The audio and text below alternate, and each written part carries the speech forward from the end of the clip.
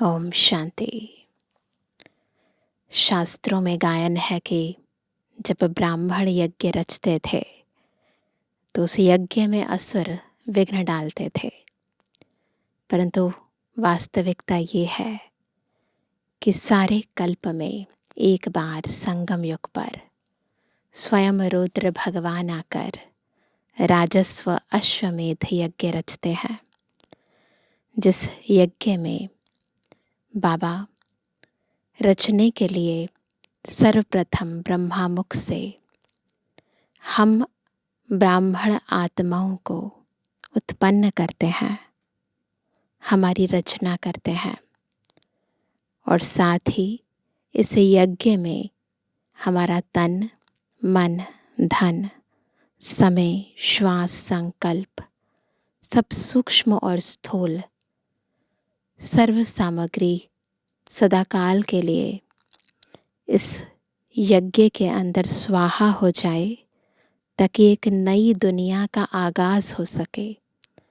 इसकी श्रीमत देते हैं और इस श्रीमत का हम आत्माएं जितना पालन करते हैं उतना न केवल हमें जन्म जन्मांतर के लिए श्रेष्ठ भाग्य की, श्रेष्ठ प्रारब्ध की प्राप्ति होती है, अपितु साथ ही हमें बाबा का वरदान, बाबा का प्यार और संगम युग पर बाबा से अविनाशी प्राप्तियां भी होती हैं। तो आज की मुरली इस यज्ञ को बहुत ही विस्तार पूर्वक समझा रही है और इस यज्ञ में अपना सर्वस्व अर्पित करने का महत्व क्या है वो भी बता रही है। बहुत ही ध्यान से आत्मिक स्थिति में स्थित होकर सुनेंगे प्यारे बाबा के मधुर महावाक्य। आज है 18 तारीख 18 जून 2025। बाबा के महावाक्य हैं, मीठे बच्चे, यह रुद्र ज्ञान यज्ञ स्वयं रुद्र भगवान ने रचा है। इसमें तुम अपना सब कुछ स्वाहा करो, क्योंकि अब घर चलना है। प्रश्न है, संगम युग पर कौन सा वंडरफुल खेल चलता है? उत्तर है, भगवान के रचे हुए यज्ञ में ही असुरों के विघ्न पड़ते हैं।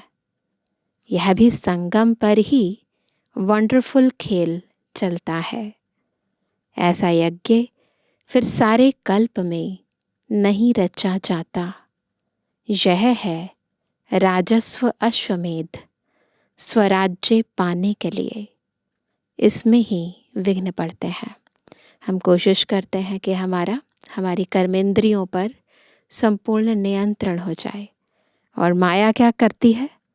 वो चाहती है कि हम कोई ना कोई अवज्ञा करें, ना कुछ ऐसा कार्य करें जिससे हमारा पापों का खाता जो है वो बढ़ता जाए। बाबा कटवाते हैं, माया बनवाती है, तो ये खेल चलता रहता है। ओम शांति। तुम कहाँ बैठे हो? इनको स्कूल अथवा यूनिवर्सिटी भी कह सकते हो। विश्वविद्यालय है जिसकी ईश्वरीय ब्रांचेस हैं। बाप ने बड़े ते बड़ी यूनिवर्सिटी खोली है। शास्त्रों में रुद्र यज्ञ नाम लिख दिया है। शास्त्रों में जो लिखा हुआ है ना नाम, वो क्या है? रुद्र ज्ञान यज्ञ। वो भी लंबा है, राजस्व अश्वमेध। तो बाबा कहते हैं शास्त्रों में रुद्र यज्ञ नाम लिख दिया है। इस समय तुम बच्चे जानते हो, शिव बाबा ने यह पाठशाला अथवा यूनिवर्सिटी खोली है। तो यज्ञ भी है, पाठशाला भी है, यूनिवर्सिटी भी है। ऊंच ते ऊंच बाप पढ़ाते हैं। यह तो बच्चों की बुद्धि में याद रहना चाहिए। क्या याद रहना चाहिए? भगवान हमको पढ़ाते हैं। उनका यह यज्ञ रचा हुआ है। इसका नाम भी बाला है। क्या नाम बाला है? राजस्व अश्वमेध रुद्र ज्ञान यज्ञ। स्वराज्य, क्योंकि बाबा ने कहा राजस्व अर्थात स्वराज्य के लिए, यानी स्व पर पूरा राज्य हो जाए, कंट्रोलिंग पावर आ जाए, रूलिंग पावर आ जाए। इसीलिए ये यज्ञ रचा गया है। तो जितना जितना हम अपना तन मन धन स्वाहा करते हैं, उतना उन चीज़ों के ऊपर हमारा कंट्रोल हो जाता है ना। तो अभी क्या है, कोई भी चीज़ हमारे कंट्रोल में नहीं है, हम खुद के ही राजा नहीं हैं। परंतु जितना जितना हम बाबा को याद करते हैं, ईश्वरीय श्रीमत पर चलते हैं, अपना तन मन धन बाबा की सेवा में लगाते हैं, उतना हमारी कर्म इंद्रियों पर नियंत्रण होने लगता है। अश्वमेध, यह जो कुछ भी देखने में आता है उन सबको स्वाहा कर रहे हैं। शरीर भी स्वाहा हो जाता है। यहाँ पर अश्व कोई घोड़े की बात नहीं है, शरीर रूपी घोड़े की बात है। इस घोड़े को नियंत्रण करना है। तो बाबा ने कहा कि अश्वमेध, यह जो कुछ भी देखने में आता है, जो कुछ भी, ये शरीर, देह और देह के संबंधी, उन सबको स्वाहा कर रहे हैं। ईश्वरीय यज्ञ में हम सफल कर रहे हैं। शरीर भी स्वाहा हो जाता है। आत्मा तो स्वाहा हो नहीं सकती, आत्मा तो अविनाशी है। सब शरीर स्वाहा हो जाएंगे, बाकी आत्माएं वापस भागेंगी। यह है संगम युग। बहुत आत्माएं भागेंगी, बाकी शरीर खत्म हो जाएंगे। यह है सब ड्रामा। तुम ड्रामा के वश चल रहे हो। सब कुछ ड्रामा प्लान अनुसार होता जा रहा है। बाप कहते हैं हमने राजस्व यज्ञ रचा है। यह भी ड्रामा प्लान अनुसार रचा गया है। ऐसे नहीं कहेंगे कि मैंने यज्ञ रचा है। ड्रामा प्लान अनुसार तुम बच्चों को पढ़ाने के लिए कल्प पहले मौफिक ज्ञान यज्ञ रचा गया है। मैंने रचा है, यह भी अर्थ नहीं निकलता। ड्रामा प्लान अनुसार रचा गया है ना। ड्रामा प्लान अनुसार रचा गया है।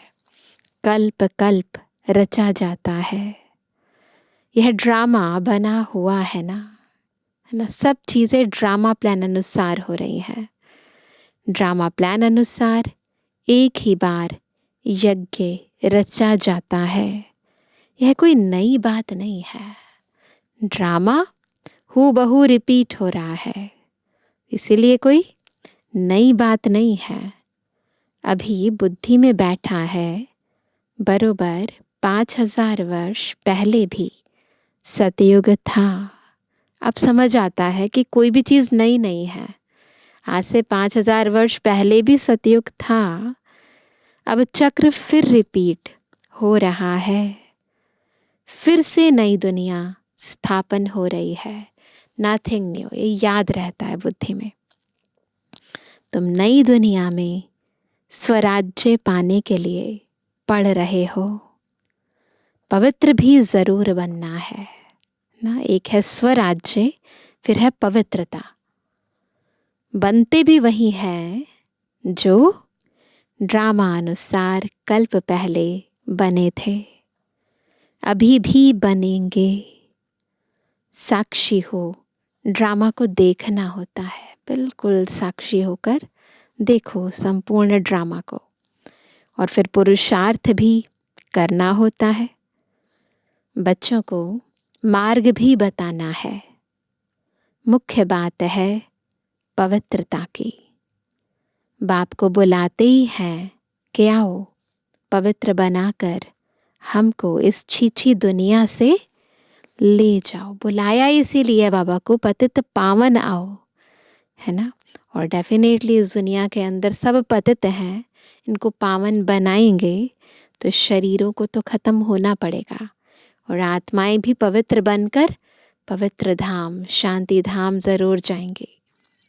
तो बाबा कहते हैं ऐसे ही मुझे बुलाया है आपने कि मुझे ले जाओ इस छीछी दुनिया से। बाप आए ही हैं घर ले जाने के लिए। बच्चों को पॉइंट्स तो बहुत दी जाती हैं, मुख्य बात फिर भी बाप कहते हैं मन मना भव। सबसे इम्पोर्टेंट बात है बाबा को याद करना। याद करेंगे आत्मा पवित्र बनेगी, तभी तो घर जाएगी, है ना। पावन बनने के लिए बाप को याद करते हैं, यह भूलना नहीं चाहिए। जितना याद करेंगे उतना फायदा होगा। चार्ट रखना चाहिए, नहीं तो फिर पिछाड़ी में फेल हो जाएंगे, है ना। नहीं तो बाद में एंड में पता चलेगा कि कितना जमा हुआ और उस समय फेल हो जाएंगे, क्योंकि अकाउंट ही नहीं रखा, है ना। याद करते हैं फिर भूलते कितना है, फिर गफलत कितना करते हैं, वो भी तो अकाउंट रखना पड़ेगा ना। बच्चे समझते हैं हम ही सतो प्रधान थे, नंबरवार पुरुषार्थ अनुसार जो ऊंच बनते हैं उनको मेहनत भी जास्ती करनी पड़ेगी, याद में रहना पड़ेगा। यह तो समझते हो, बाकी थोड़ा समय है, फिर सुख के दिन आने हैं। बरोबर हमारे अथाह सुख के दिन आने हैं। बाप एक ही बार आते हैं, दुख धाम खलास कर अपने सुख धाम ले चलते हैं। तुम बच्चे जानते हो अभी हम ईश्वरीय परिवार में हैं, फिर दैवी परिवार में जाएंगे। इस समय का ही गायन है, यह संगम ही पुरुषोत्तम ऊंच बनने का युग है। तुम बच्चे जानते हो हमको बेहद का बाप पढ़ा रहे हैं, फिर आगे चल सन्यासी लोग भी मानेंगे। वह भी समय आएगा ना। अभी तुम्हारा प्रभाव इतना नहीं निकल सकता, ये बाबा के टाइम की बात है, साकार की बात। अभी तो आप देख रहे हैं सन्यासी लोग कितना मानते हैं, है ना, कितना अच्छा बोलते हैं बाबा के यज्ञ के बारे में, ईश्वरीय विश्वविद्यालय के बारे में कितनी तारीफ करते हैं। तो बाबा कहते हैं कि अभी तुम्हारा प्रभाव इतना नहीं निकल सकता, अभी राजधानी स्थापन हो रही है, टाइम पड़ा है ना। लेकिन अब टाइम नहीं पड़ा है, अभी तो हम देख रहे हैं ना हालतें कितनी खराब होती जा रही हैं। पिछाड़ी में यह सन्यासी आदि भी आकर समझेंगे सृष्टि का चक्र कैसे फिरता है। यह नॉलेज कोई में है नहीं, यह भी बच्चे जानते हैं पवित्रता पर कितने विघ्न पड़ते हैं। सबसे ज़्यादा विघ्न इसी धारणा पर पड़ते हैं, पवित्रता पर। अबलाओं पर अत्याचार होते हैं। द्रौपदी ने पुकारा है ना, इसी का यादगार है ना। वास्तव में तुम सब द्रौपदियाँ, सीताएं, पार्वतियाँ हो, है ना। तो द्रौपदियाँ भी हैं क्योंकि बाबा हमें पवित्रता की प्रतिज्ञा कराते हैं, पवित्र बनाते हैं। फिर सीताएं भी हैं क्योंकि रावण की जेल से छुड़ाते हैं खुद राम आकर। फिर पार्वतियाँ भी हैं क्योंकि हम पार्वतन में बाबा के साथ जाने वाली, बाबा के साथ रहने वाली हैं। याद में रहने से अबलाएं कुब्जाएं भी बाप से वर्षा पा सकती हैं, कैसी भी आत्मा हो। परंतु बाबा की याद इतनी शक्तिशाली है कि आत्मा का जन्म जन्मांतर के लिए कल्याण हो सकता है। याद में तो रह सकती है ना। भगवान ने आकर यज्ञ रचा है, इसमें कितने विघ्न पड़ते हैं, अभी भी विघ्न पड़ते रहते हैं। कन्याओं को ज़बरदस्ती शादी कराते हैं, नहीं तो मार कर निकाल देते हैं। इसलिए पुकारते हैं हे पतित पावन आओ, तो ज़रूर उनको रथ चाहिए। जब बुलाया कि आओ, तो बाबा के पास तो शरीर है नहीं, और इस दुनिया में तो प्रत्येक मनुष्य आत्मा बिना इस प्रकृति के कोई कार्य कर ही नहीं सकती। तो अगर बाबा को आना है, पावन बनाना है, तो प्रकृति का आधार तो लेना पड़ेगा ना। तो बाबा कहते फिर रथ भी चाहिए जिसमें आकर पावन बनाए। गंगा के पानी से पावन नहीं बनेंगे, बाप ही आकर पावन बनाए, पावन दुनिया का मालिक बनाते हैं। तुम देखते हो इस पतित दुनिया का विनाश सामने खड़ा है। क्यों ना बाबा का बन जाए, स्वाहा हो जाए। पूछते हैं स्वाहा कैसे हो, ट्रांसफर कैसे करें। बाबा कहते बच्चे तुम इस यानी साकार बाबा को देखते हो ना, बाबा ने सर्वस्व कैसे अर्पित किया, यह खुद करके सिखा रहे हैं।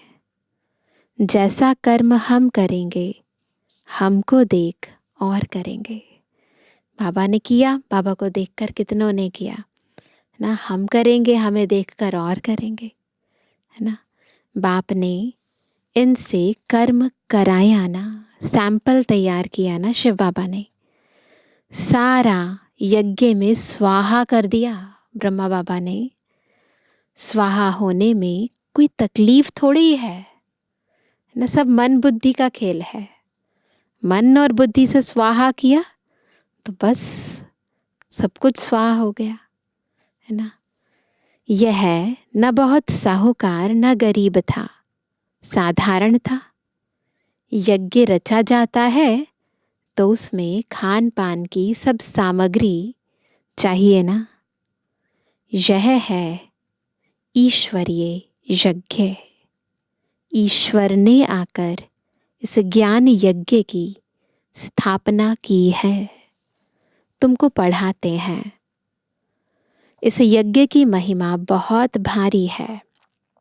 ईश्वरीय यज्ञ से ही तुम्हारा शरीर निर्वाह होता है। जो बाबा के बच्चे समर्पित होते हैं, फिर उनका इस यज्ञ से ही सारा पालन पोषण होता है, निर्वाह होता है। जो अपने को अर्पणमय समझते हैं, हम ट्रस्टी हैं। यह सब कुछ ईश्वर का है। हम शिव बाबा के यज्ञ से भोजन खाते हैं, यह समझ की बात है। इवन बाबा तो कहते हैं जो घर गृहस्थ में रहते हैं परंतु ये सोचकर भोजन बनाते हैं, कोई भी कमाई करते हैं, अपने बच्चों का पालन पोषण करते हैं कि ये बाबा का यज्ञ है, ये धन भी बाबा का है, ये बच्चे नहीं हैं, ये बाबा के बच्चे, बाबा ने हमें ना साथ में सेवार्थ दिए हैं, इनकी सेवा के लिए हमें जिम्मेवारी दी है। तो बाबा को अर्पित करके कोई भी हम संबंध निभाते हैं, हम कमाई करते हैं, धन अर्जित करते हैं या कुछ भी कार्य करते हैं, बस मन बुद्धि से उस चीज़ को बाबा को स्वाहा कर देते हैं, याद में रहकर भोजन बनाते हैं, तो वो बाबा कहते हैं कि वो बच्चे भी भले प्रवृत्ति में रहते हैं लेकिन समर्पित हैं। तो बाबा कहते हैं यह सब कुछ ईश्वर का है। हम शिव बाबा के यज्ञ से भोजन खाते हैं, यह समझ की बात है ना। यहाँ तो नहीं सबको आकर बैठना है ना, सभी लोग मधुबन में तो आकर नहीं बैठेंगे। इनका सैंपल तो देखा कैसे सब कुछ स्वाहा किया ब्रह्मा बाबा ने। बाबा कहते हैं जैसे कर्म यह करता है, इनको देख औरों को भी आया। इसीलिए बाबा बार बार कहते हैं फॉलो फादर। बहुत ही स्वाहा हुए।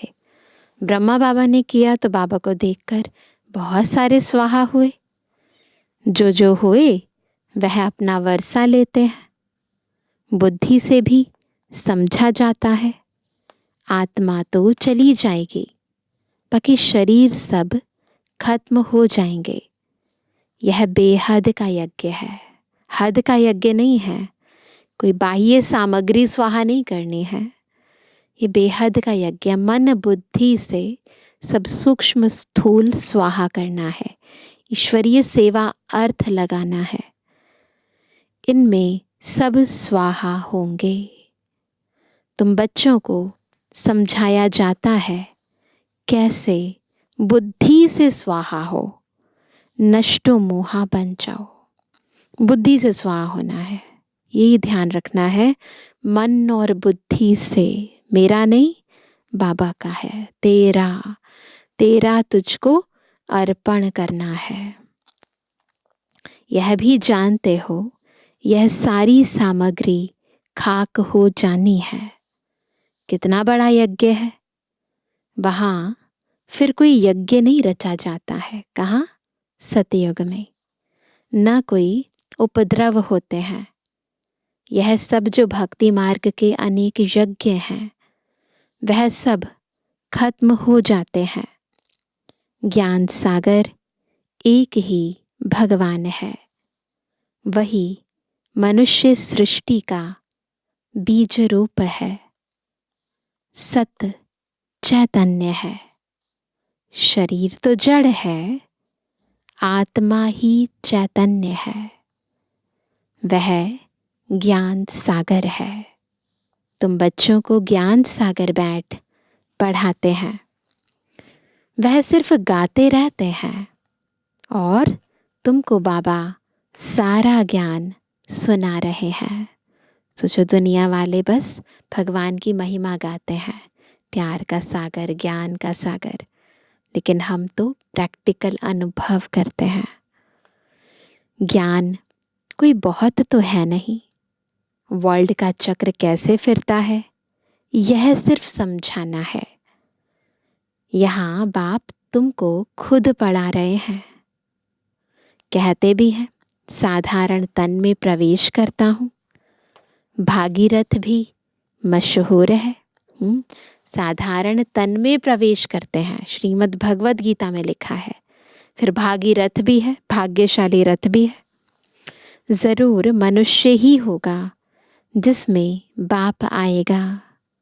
उनका एक ही नाम चला आता है, शिव। और सबके नाम बदलते हैं, इनका नाम नहीं बदलता है। इसलिए क्या कहते हैं? सदा शिव। बाकी गुणवाचक कर्तव्यवाचक नाम बहुत सारे हैं, लेकिन असली नाम एक है, शिव। बाकी भक्ति में अनेक नाम रख दिए हैं। यहाँ तो है ही शिव बाबा। शिव कल्याणकारी कहा जाता है। भगवान ही आकर नई दुनिया स्वर्ग स्थापन करते हैं। तो कल्याणकारी ठहराना, इससे बड़ा कल्याण और क्या करेंगे, है ना। हमारे लिए नई दुनिया बनाते हैं बाबा। तुम जानते हो भारत में स्वर्ग था, अभी नर्क है, फिर स्वर्ग जरूर होगा। इनको कहा जाता है पुरुषोत्तम संगम युग। जबकि बाप खिवैया बन तुमको इस पार से उस पार ले जाते हैं। तो ये सूक्ष्म रीति समझना है।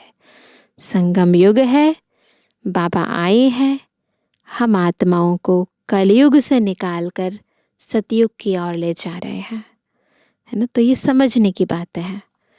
तो बाबा कहते हैं ये है पुरानी दुख की दुनिया, फिर ज़रूर नई दुनिया होगी। ड्रामानुसार जिसके लिए तुम अभी पुरुषार्थ करते हो। बाप की याद ही घड़ी घड़ी भूल जाते हैं। इसमें है मेहनत। बाकी तुमसे जो विकर्म हुए हैं उनकी सज़ा कर्म भोग के रूप में भोगनी ही पड़ती है ना। सज़ा तो मिलेगी ही। कर्म भोग अंत तक भोगना ही है, उसमें माफ़ी नहीं मिल सकती है ना। बाकी इतना है, जितना हम बाबा को याद करते हैं तो कर्म भोग कर्म योग में कन्वर्ट हो जाता है। उसकी जो भासना होती है, वो जो दर्द है, दुख की अनुभूति है, वो नहीं होती जितना हम बाबा को याद करते हैं। लेकिन ऐसा नहीं है कि कर्म किया है कुछ गलत तो उसकी भोगना ही ना हो। बाकी याद से बहुत सारी जो दर्द है, दुख है, उनका जो अनुभूति है वो नहीं होती है, क्योंकि बाबा की याद में रहते हैं ना। तो बाबा कहते हैं उनसे माफ़ी नहीं मिल सकती है। ऐसे नहीं बाबा क्षमा करो, कुछ भी नहीं। ड्रामा अनुसार सब होता है, क्षमा आदि होती ही नहीं। हिसाब किताब चुकतू करना ही है ना। ये कर्म क्षेत्र है, यहाँ पर बिना अकाउंट क्लियर किए हम वापस जा नहीं सकते हैं। वो अकाउंट कैसे क्लियर करना है वो हम पर है, कर्म भोग से या योग से। तमो प्रधान से सतो प्रधान बनना है, इसके लिए श्रीमत भी मिलती है। श्री श्री शिव बाबा की श्रीमत से तुम श्री बनते हो। ऊंच ते ऊंच बाप तुमको ऊंच बनाते हैं। तुम अभी बन रहे हो, अभी तुमको स्मृति आई है। बाबा कल्प कल्प आकर हमको पढ़ाते हैं। आधा कल्प उनकी प्रारब्ध मिलती है। सृष्टि चक्र कैसे फिरता है उस नॉलेज की दरकार नहीं रहती। कल्प कल्प एक ही बार आकर बतलाते हैं कि यह सृष्टि का चक्र कैसे फिरता है। तुम्हारा काम है पढ़ना और पवित्र बनना। दो काम करने हैं, एक पढ़ना है, दूसरा बाबा की याद से पवित्र बनना है। योग में रहना है। बाप का बनकर और पवित्र नहीं बनेंगे तो 100 गुना दंड पड़ जाएगा। नाम भी बदनाम हो जाता है। बाबा का बनकर फिर पवित्र नहीं बनेंगे ना तो दंड बहुत मिलेगा। गाते भी हैं, सतगुरु का नंदक ठोर ना पाए। इस बात के लिए गायन है कि अगर हम बाबा के बनकर बाबा की अवज्ञा कराते हैं, बाबा का बनने के बाद है ना, तो फिर ठोर नहीं मिलेगी। ना इधर के रहेंगे ना उधर के रहेंगे, है ना। तो बाबा कहते हैं मनुष्यों को पता नहीं कि यह कौन है।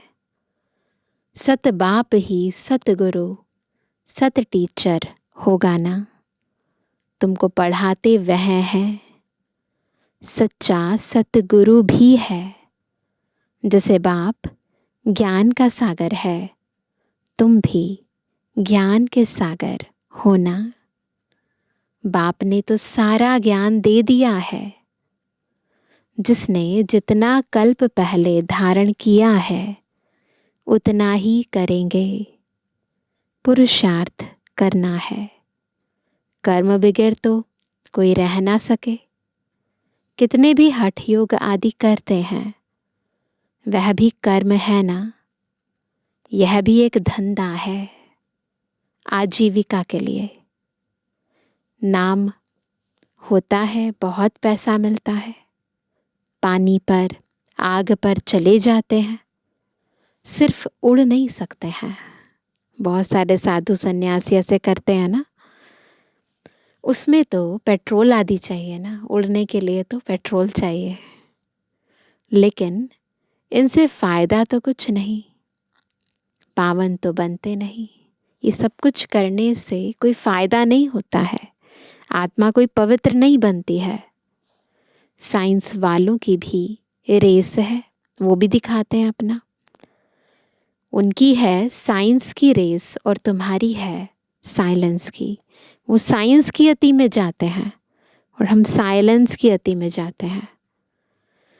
सब शांति ही मांगते हैं।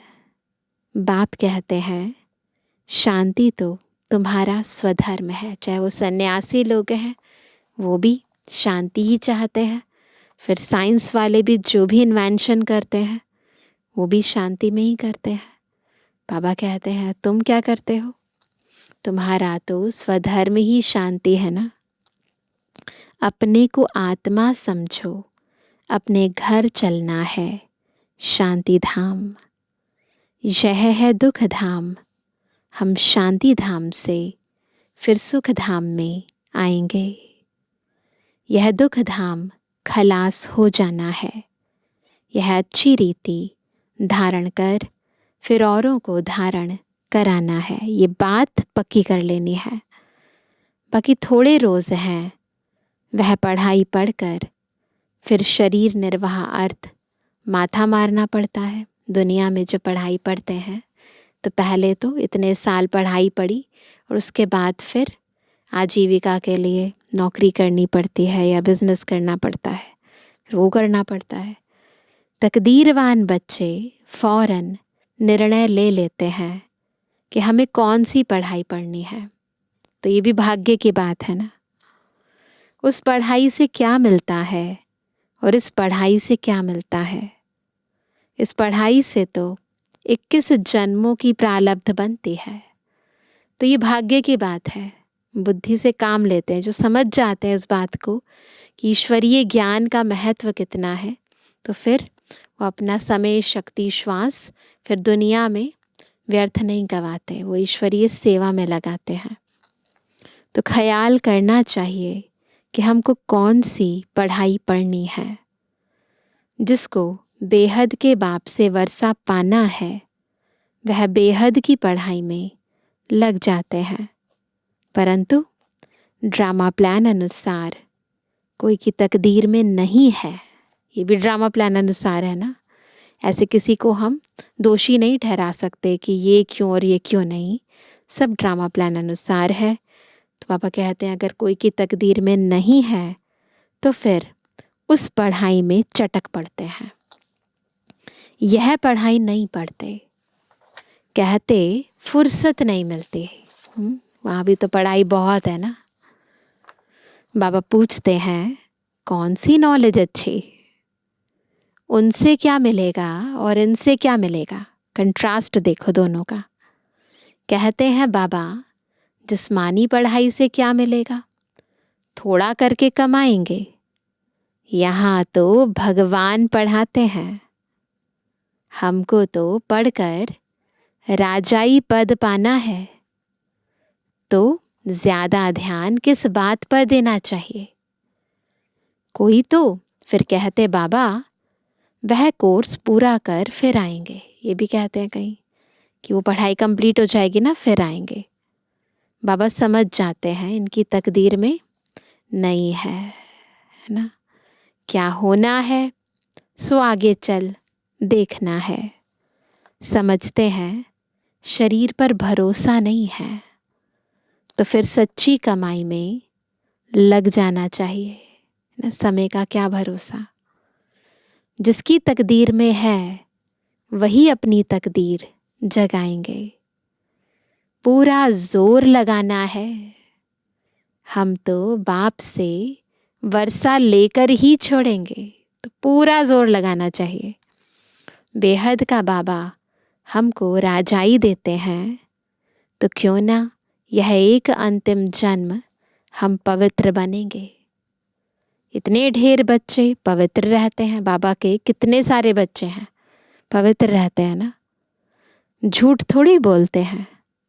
सब पुरुषार्थ कर रहे हैं, पढ़ रहे हैं, फिर भी विश्वास नहीं करते। बेहद का बाप आते ही तब है जब पुरानी दुनिया को नया बनाना होता है। पुरानी दुनिया का विनाश तो सामने खड़ा है, यह बहुत क्लियर है।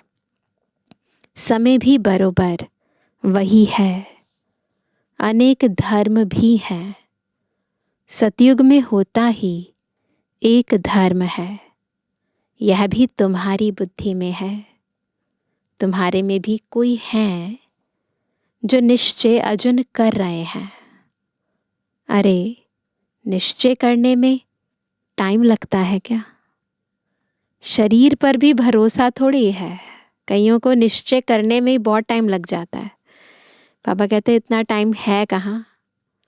ज़रा भी चांस गंवाना नहीं चाहिए। किसकी तकदीर में नहीं है तो ज़रा भी बुद्धि में आता नहीं है। तो ये भी एक तकदीर का खेल है, ड्रामा का खेल है। अच्छा मीठे मीठे के जवानी बच्चों पे जुबानी बाप दादा का दिल जान सको प्रेम से नंबरवार प्रसाद अनुसार याद कर। रूहानी बच्चों की रूहानी बाप दादा को गुड मॉर्निंग, नमस्ते नमस्ते। नमस्ते। धारणा के लिए मुख्य सार। पहला, सच्ची कमाई कर 21 जन्मों के लिए अपनी तकदीर बनानी है। शरीर पर कोई भरोसा नहीं है, इसलिए ज़रा भी चांस नहीं गंवाना है।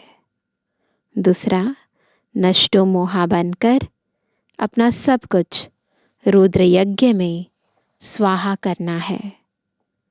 अपने को अर्पण कर ट्रस्टी हो संभालना है। साकार बाप को फॉलो करना है। वरदान है, ईश्वरीय नशे द्वारा पुरानी दुनिया को भूलने वाले सर्व प्राप्ति संपन्न भव। जब ईश्वरीय नशे से हम पुरानी दुनिया को भूलेंगे तो बाबा से सर्व प्राप्तियां प्राप्त कर सकेंगे। तो इसीलिए सबसे पहले सब कुछ भूलना पड़ेगा। जैसे वह नशा सब कुछ भुला देता है ना। कोई शराब पीते हैं या दूसरा नशा करते हैं, भूल जाते हैं ना। ऐसे यह ईश्वरीय नशा दुखों की दुनिया को सहज ही भुला देता है। जब बाबा के प्यार का नशा चढ़ता है तो बस फिर उसमें पुरानी दुनिया का कुछ भी दुख दर्द ना, उसका एहसास ही नहीं होता। उस नशे में तो बहुत नुकसान होता है, अधिक पीने से खत्म हो जाते हैं, लेकिन यह नशा अविनाशी बना देता है। आत्मिक स्थिति में रहते हैं ना, तो बिल्कुल अपने अविनाशी स्वरूप में स्थित हो जाते हैं। जो सदा ईश्वरीय नशे में मस्त रहते हैं वह सर्व प्राप्ति संपन्न बन जाते हैं। एक बाप दूसरा न कोई, यह स्मृति ही नशा चढ़ाती है। इसी स्मृति से समर्थी आ जाती है। बस क्या रहे, एक बाबा दूसरा कोई नहीं। फिर देखो कितनी शक्ति आती है। स्लोगन है, एक दो को कॉपी करने के बजाय बाप को कॉपी करो। जो कि आत्माएं तो है ना नंबरवार है ना, तो बाबा को कॉपी करेंगे तो नंबर 1 बनेंगे ना। आज का व्यक्त इशारा, आत्मिक स्थिति में रहने का अभ्यास करो, अंतर्मुखी बनो। अंतर्मुखी रहने वाले ही हर ज्ञान रत्न की गुह्यता में जा सकते हैं। ज्ञान की हर पॉइंट का राज क्या है और किस समय किस विधि से उसे कार्य में व सेवा में लगाना है, इस तरह से उस पर मनन करते उस राज के रस में चले जाओ तो नशे की अनुभूति कर सकेंगे। तो क्या करना है, अंतर्मुखी बनना है। अच्छा, ओम शांति।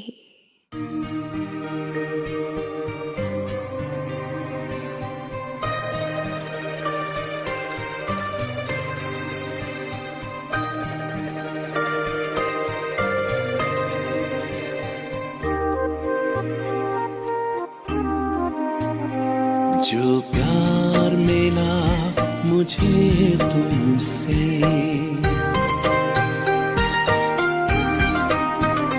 जो प्यार मिला मुझे तुमसे, वर्णन करूं मैं कैसे मुख से। जो प्यार मिला मुझे तुमसे, वर्णन करूं मैं कैसे मुख से। ये दिल जानता है बाबा, दिखता है जो नैनों के नूर से।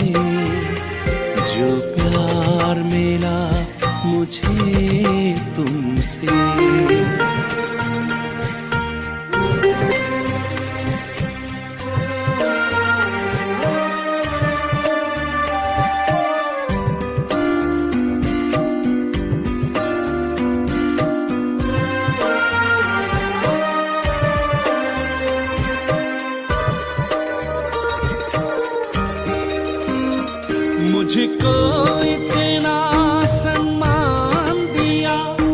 मेरे लाडले कह दुलार दिया।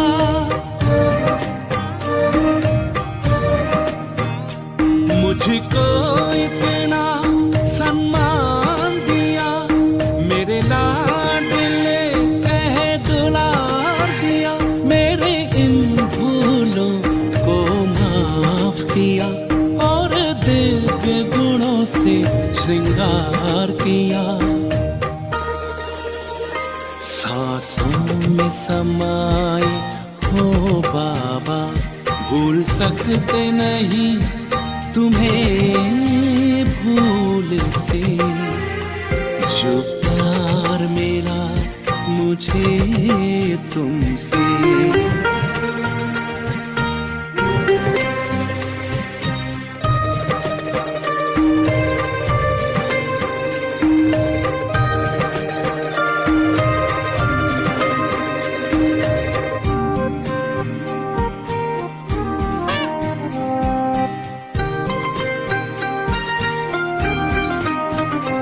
तन है यहाँ मेरा मन है वतन, उड़ता हूँ मैं अब बाबा के संग।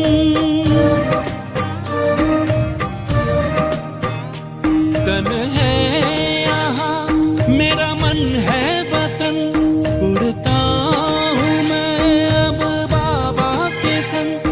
प्रभु प्रेम की इन किरणों से गद हो रहा है अंग अंग। अब पैर जमीन पे नहीं रहते, जब छूटा माया के चंगुल से। जो प्यार मिला मुझे तुमसे, वर्णन करूं मैं कैसे मुख से। ये दिल जानता है बाबा, दिखता है जो नैनों के नूर से। जो प्यार मिला मुझे तुमसे।